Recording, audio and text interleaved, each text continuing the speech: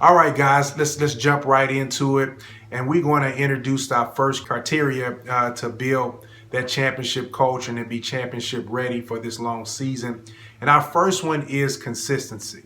And we talk about consistency a lot. I mean, it seems like a very understood concept. You know, you work hard over and over again. You be consistent at your training. You be consistent at your craft. You'll get better. But when we talking about here is we talking about culture. We're talking about an attitude on your team and what does it produce. So we got to think about consistency as our building blocks for trust. This is our affirmation that we want to give to our players. So this really gets into their system, right? They need to be thinking about this all the time when it comes to consistency.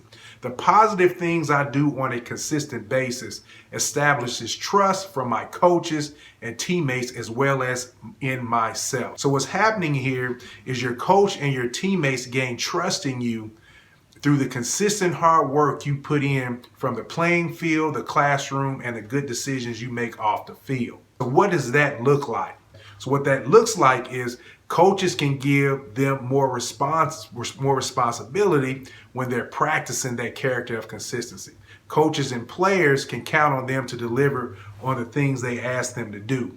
And most importantly, that player is more confident because they feel like they are prepared. So they're not intimidated by things that's coming their way because they're ready to act on them and ready to perform. And that player is less discouraged because his consistent hard work has prepared them to push through adversity with confidence. Consistency does. So you have that trust energy just flowing through your organization and through your team, right? So because you know how sports is, it's moving quick, right? It's firing off all cylinders. Decisions have to be made, and you want to be confident and comfortable with your players and your staff that you can execute and respond just like that. So that's what trust does for you. And here's some 3 core character areas for consistency training. Consistency, and you want to look for consistency in your team's athletic preparation, right? You want to see that in film study,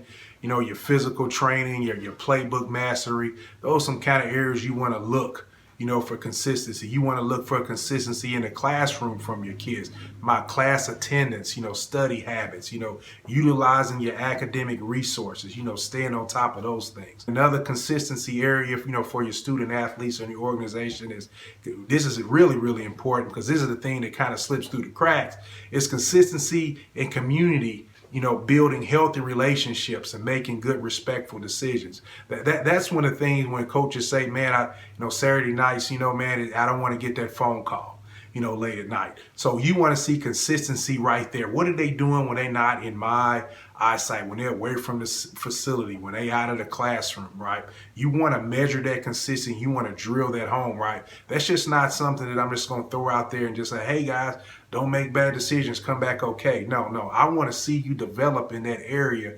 When you're away from authority, can you handle yourself? I want to be able to trust that. That's a character flaw that catches us, and kind of dismantles team as far as, their chemistry, with off the field behavior. So we want to get that under control. All right.